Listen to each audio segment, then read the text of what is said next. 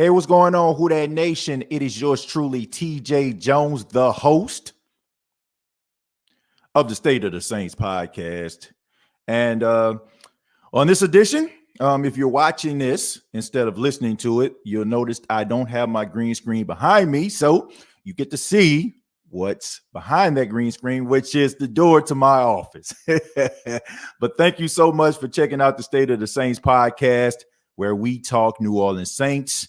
And on this edition, we're going to be talking Saints football, but we're also going to be reading questions from loyal members of the Who Dat Nation. But before I get started, I want to acknowledge the individual who is the winner of this week's Manscaped competition that we had here on the State of the Saints podcast. If you checked out the post-game show, I asked questions to the Who Dat Nation. The first person that gives me the answer to that question wins a gift from Manscaped. So want to give a special shout out to Earl Bridges. Shouts out to Earl Bridges of Macomb, Mississippi. He is the recipient of the prize this week, courtesy of Manscaped and the State of the Saints podcast. So congratulations to you. You'll get that gift mailed out to you. And shouts out to you, man. Thank you so much. We're going to be doing competition like this and contests like this, rather, throughout the 2021 season. So keep it locked right here to the State of the Saints podcast, especially during those post-game shows, so you can win, get a chance to win, opportunity to get a gift courtesy of the State of the Saints podcast and manscaped.com. But let's go ahead and talk a little bit about the New Orleans Saints. And I got a State of the Saints podcast mailbag question from the Who Dat Nation that we're going to read. But I want to talk a little bit about the New Orleans Saints and some things that I actually seen coming from this game this past weekend. There's still some unanswered questions when it comes to quarterback Jameis Winston, questions that people need to be answered. The first question is, had Jameis Winston really turned the corner? So many people are looking at Jameis Winston. They're talking about that interception that he threw. They're talking about how he's, erratic, and talking about, he's always turning the ball over. Look, that's what the national media wants to talk about. They want to say that this guy's an accident waiting to happen, but to me, has he turned the corner? In my opinion, he has. I think that Jameis Winston definitely has turned the corner. And I think the New Orleans Saints are a team that can bring out the best in Jameis Winston. And I still believe that. I do believe that the New Orleans Saints have to be a different team in order to allow Jameis Winston to really shine through. This is a very young offense. A lot of inexperienced guys when it comes to being pros. They're probably learning how to be pros. They're learning the offense, and so is Jameis Winston. And I think the New Orleans Saints need to approach Jameis Winston leading the offense kind of similar to what the Tennessee Titans are doing with Ryan Tannehill. I look at them in the same light. I do feel like Jameis Winston is more talented at quarterback than Ryan Tannehill, but I feel like the New Orleans Saints and the Tennessee Titans, I think that the Saints can kind of run something similar to that. And what I mean is, being a run-first offense, I do feel like Jameis Winston in a run-first offense can succeed because he is one of the best play-action quarterbacks in the league. So I think that the Saints have to put more emphasis on the running game. Now, last week, I just feel like, the Saints kind of played into the strengths of the Carolina Panthers. I think that the Carolina Panthers went into the game saying, okay, the key to winning any game is to make sure that you shut down the one thing that the Saints or any team does best. And in the Saints case, it's Alvin Kamara. Alvin Kamara is the straw that stirs the drink for the New Orleans Saints. And the running game is something that Carolina knew they had to shut down. And they knew if they shut that down, that means that, well, if we shut down the running game, we get ourselves a little bit of a lead. We got to look at the fact that Jameis Winston is going to be the guy that can lead these guys back. And when the Saints are down and it seems like, all hope is lost, Jameis Winston is going to resort back to some of the things that he once did, which is take everything on himself. And I get it, man, but I think the thing that makes Jameis Winston special is I feel like he is a natural born leader. And sometimes when you're a natural born leader, you take things upon yourself. Like you when things seem like they're at their bleakest, you take this type of invisible pressure on yourself. And I understand that. I really do. And as a father, as a husband, what I'm saying? Like I feel like, and it's not like a, a sexist thing, I understand that women, are leaders as well. But, I have like this tendency, of wanting to take this type of thing on myself. Like, I don't want to see any type of pain, any type of frustration from, on the face of my wife or even my son. I want all of that pressure on me. And sometimes, when you don't want anybody else to feel that type of pain, you make certain type of decisions. And those decisions, sometimes, you're like, man, I got to put everything on me. And that's the same way with Jameis Winston, being that leader. He feels like when things are not going well, let's go ahead and put this on me. And, he tries to make things happen. So I think the Carolina Panthers understood that and they were willing to live with that. But I just think that Jameis Winston needs to eliminate that process inside of his head. Like you cannot win games by just doing one play. And sometimes, like when you feel like, I got to go out here and I got to do something, sometimes that makes things worse. And I just think that's something that Jameis Winston has to understand. But the Saints also, they have to put emphasis on the running game. They have to. Because if the Saints are running the ball really well, I feel like it's going to be a really good game for Jameis Winston. And I do feel like the Saints need to get their offense kind of similar to that of the Tennessee Titans. Now, and also, I think about the San Francisco 49ers team a couple of years ago that went to the Super Bowl. They had 3 running backs, right? They had 3 running backs out there. They had Mostert, they had Coleman. You know what I'm saying? I mean, they had like a 3 running back set. And they also, had the tight end out there, running in between the tackles as well. And it really helped out Jimmy Garoppolo. It really helped them out. So I feel like the Saints may need to go and get into something like that. Jimmy Garoppolo, you really didn't put a lot of pressure on him because the running game was strong and you play really good defense. I think the Saints defensively are really, really good. I think that they're above average. I think they're better than the rest. And I think that the Saints can lean on their defense because I feel like the defense can be the catalyst for this team. So I just think that if you put more emphasis on a run, possibly like a 3 running back set, you wear down defenses and you allow Jameis Winston to do what he does best, which is the play action game, I think the Saints will be a little bit more successful. So hopefully, when they go to Foxborough in Massachusetts against the New England Patriots, hopefully they bring a running game. But I will say this. We know Bill Belichick. We know who he is. We know what his tendencies are. He will shut down what you do best. So I look for Alvin Kamara to be a non-factor in this game. If I know Bill Belichick, because he's going to try to shut down what the Saints do best, which is, use Alvin Kamara. So trust me, they're going to try to zero in on him. That is the main reason why I feel like this needs to be a Deontay Harris game. I feel like the Saints need to draw up some plays for Deontay Harris. I don't know how the Saints are using him. Seems like, they're using him, for down the field plays, shot put plays. I feel like they need to put him in a slot. I guarantee you he will eat. And, I think they really need to put emphasis on this because they have to go into this game.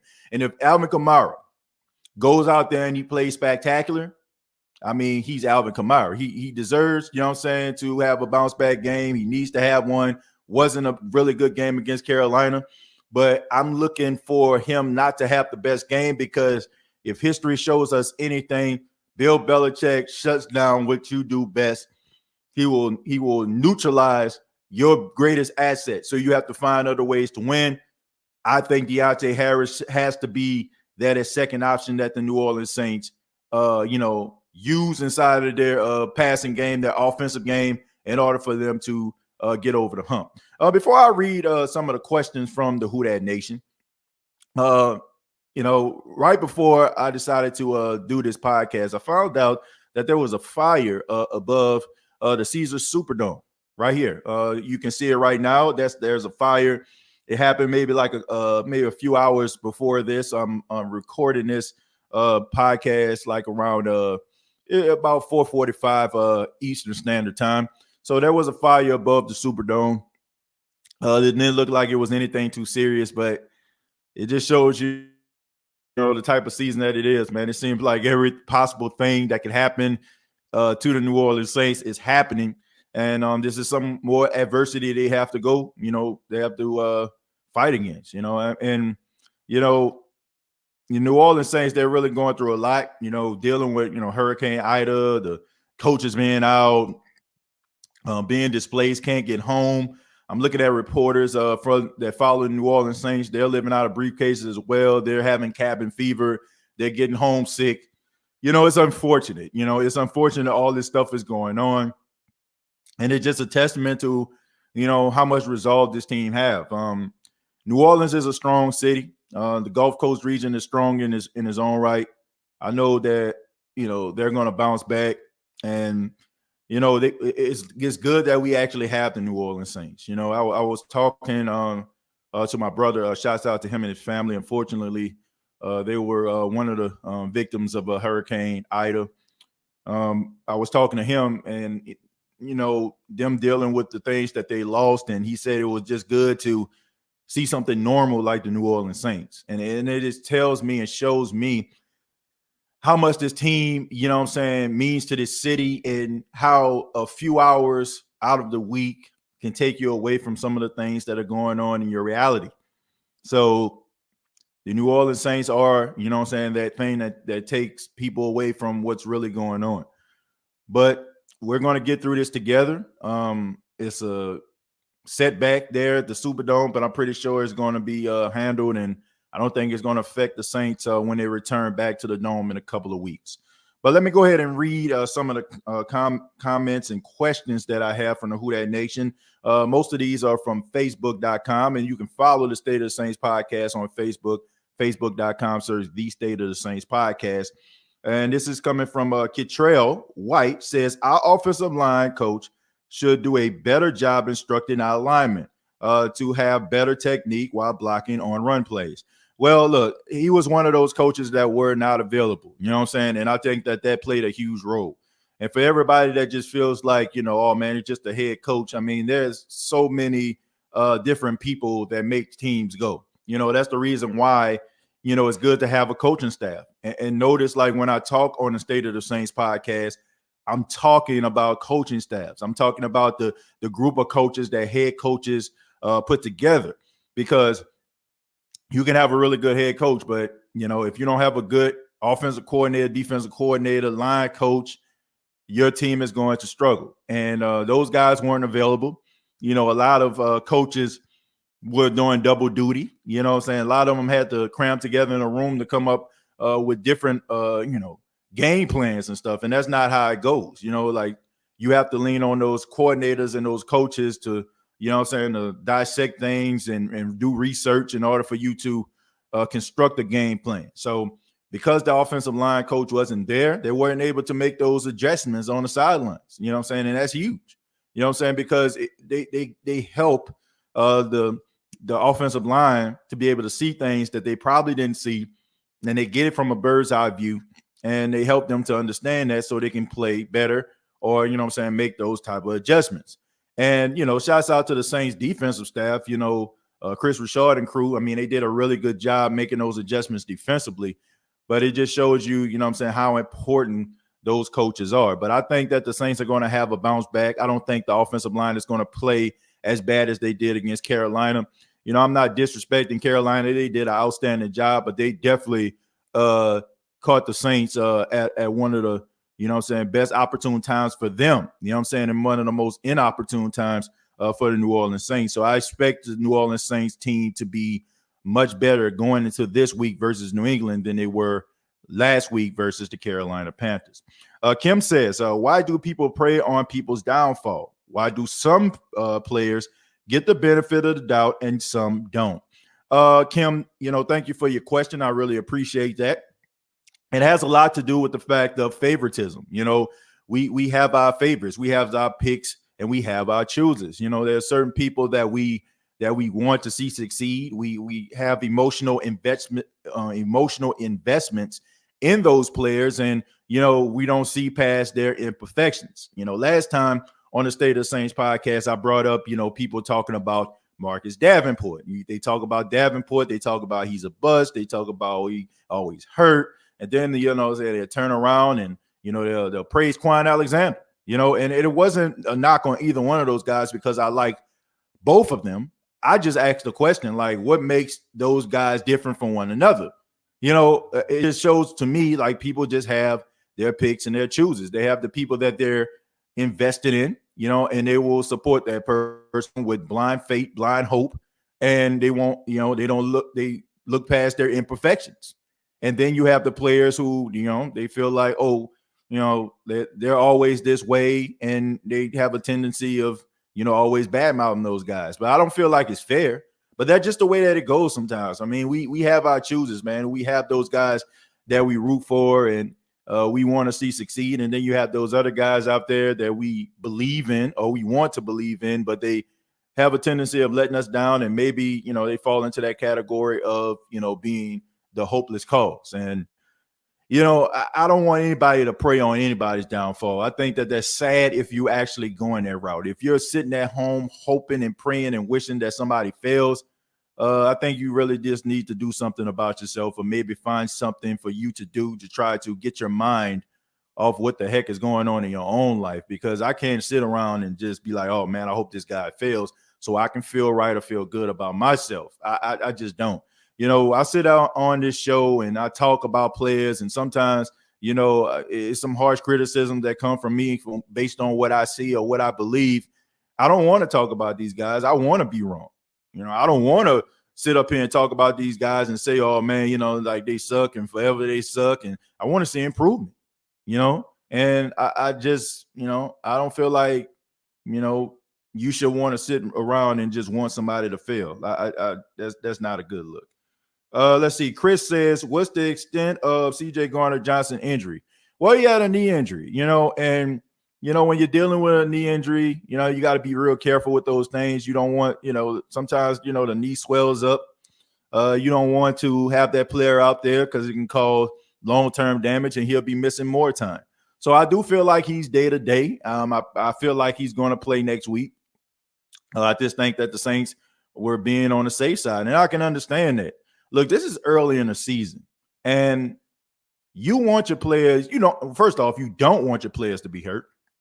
But if they are hurt and they're dealing with nagging injuries that are day to day or week to week, you'd rather it happen right now than happen later on in the season going into a playoff push. So having this injury early is unfortunate, but I'm glad if he has an injury, he has to have an injury, it's happening right now. But I don't expect for him to miss a huge amount of time. I expect for him to play on Sunday, and if he doesn't play on Sunday, definitely the following Sunday. So that's the way I feel about it. Nelly says, will the 8 coaches be back this week? Yeah, I believe the coaches will be back this week, and this is basically just coming off opinion. I didn't talk to anybody about this, of course, but I expect for those guys to get back. It was just basically protocol for a lot of these guys, close contact. So, I expect for these guys to get back. I haven't heard any reports about anybody, testing positive as of late. So I expect for those coaches to be back on the sidelines against the New England Patriots. Let's see. Phyllis says, I would like to know who is on the injury report and status for the game on each team. Belichick's tendencies. He likes to take away what your team does well. Yep, that's true. And considering this, what matchup favors the Saints and which one don't? Offensive line against the Patriots defensive line and vice versa. I got a lot more, but that's enough for now. Well, thank you very much for your comment and your question. As far as the injury report, that comes out later on in a week. So we'll know exactly who hasn't practiced, who won't practice, who will play, who won't play. Yes, I definitely agree with you about Bill Belichick taking away what you do best. We talked a little bit about that earlier in the podcast. And I just think that Alvin Kamara is going to be, something that Bill Belichick tries to take away. The advantage to me is the short game, those tight ends. I feel like the Saints are going to have to lean on Adam Troutman and Jawan Johnson to move the chains. Look, it is what it is, man. I'm not really leaning and looking for the Saints wide receivers to go out there and go for over 150 yards. I just don't see that. I don't think you're going to see a lot of production out of these wide receivers based on what they do right now until Michael Thomas gets back. Now, you'll probably catch lightning in a bottle. Maybe a guy goes streaking downfield, big 50, 60-yard bomb, and it probably adds to some stats. But I don't expect for these guys to consistently get open because I haven't seen it. And some people, I've seen like people say, oh, TJ, no, all of a sudden, like you're talking about the wide receivers. No, man, I've been talking about these receivers since they was beating up on the Green Bay Packers. That's why I don't feel bad about saying this right now, because once again, we only pay attention to these things when we're down. That's why you have to pay attention to things even when you're up, because eventually those can turn into long-term problems. So I think the tight ends should be, be a part of the team, be a part of the offensive scheme that helps the Saints win this game. I feel like there's some opportunities against the Patriots linebackers. So if I'm looking at this team, I'm looking at New Orleans Saints to run the football, wear down the front of the New England Patriots, and try to move the chains with Jawan Johnson and Adam Troutman. I think that they need to take advantage of that. That is how I would approach this game versus the New England Patriots. And as far as the injuries, once again, we'll find out later on in the week who will play, who won't play. Mark says, can Winston bounce back versus the Patriots? Yes, I do. I feel like he can bounce back versus the Patriots, Mark. I think the first thing, the Saints are going to have to put things around him in order for him to succeed. Look, this isn't a knock at Jameis Winston. It's just what it is. It's just reality. Jameis Winston, from what I've seen, he cannot lead your team back from huge deficits. That's just not his game. You have to put things around him in order for him to succeed, which is a running game, which is, a strong running game where he can set up the play action and the down the field threats. That is why I feel like the Saints need to put more emphasis on the run. If Dwayne Washington can get some snaps, if he can get some carries, bring him in. Tony Jones Jr., get him some snaps. Alvin Kamara, get him some snaps. This has to be one of those offenses where they're run first, because I just feel like Jimmy Garoppolo, like Ryan Tannehill, if you construct your offense like that, then I feel like Jameis Winston will succeed. If you're dropping back, trying to throw the football 30, 40 times with Jameis, that's not going to happen. That's just not his game right now. You have to develop into that type of player. And me personally, I just don't feel like he's that player right now. I just feel like what happened last week against Carolina, it fell into the hands of, what Carolina wanted. Teams want Jameis Winston to take it upon himself to win games. They are going to try to shut down the running game, but you have to have yourself a potent running game. You have to have yourself, different styles of running backs. You got to have the bruiser. You have to have the finesse guy. You have to have the other guy, that can run in between the tackles as well. If I'm the New Orleans Saints, I'm running 3 running backs. I feel like if you wear down a defense, you keep the defense guessing, you got to take, you take them out of the blitz. You got to take them out of the blitz. You got to take, you got to be able to allow those guys, to run in between the tackles, and you got to keep that defense, guessing. So if you're running a football constantly, and you're getting success, you're getting 4 or 5 yards a pop, it's going to set up that play action pass, because now you're going to have the cornerbacks, looking and trying to see if they can actually take part in, making a tackle on a running back. So that's going to set up that play action. So the Saints are going to have to run the football. They're going to have to run the football if Jameis Winston is going to have a bounce back game. If they go out there and they get behind quick and Jameis Winston is trying to throw the football all over the place, it's going to play into the hands of the New England Patriots. And I'm not saying that he's going to be Zach Wilson like he was last week, seeing ghosts with 4 interceptions. But, the New England Patriots, they are an opportunistic team. And, they will take advantage of the mistakes that you make. So you have to limit your mistakes against New England, or it's going to be a tough outing. But I expect for him to bounce back, because I don't think we're going to see the Saints that we seen last week. But I want to say thank you all for checking out the State of the Saints podcast. Really do appreciate that. Thank you so much. And right now, I want to acknowledge one of the sponsors of the State of the Saints podcast, which is DraftKings.com. Check out DraftKings.com. Use the promo code TPPN from the Pigskin Podcast Network. So they're doing a special right now. If you deposit $1 by downloading the DraftKings app, they will add $150. No matter what game you place that $1 bet on, you'll be able to get $150 credit. So go to DraftKings.com, use that promo code TPPN, and you'll get a chance to get $150. I mean, that's one heck of a deal right there. You put down $1 and get 150. That's pretty dope right there. Also, manscaped.com, the official sponsor of the State of the Saints podcast. Thank you to them. Y'all use the promo code State of Saints, and you'll save 20% off of your purchase. And also a special shout out to MyBookie. Head to mybookie.ag and choose from a variety of boosts, contests, and promotions up for grabs.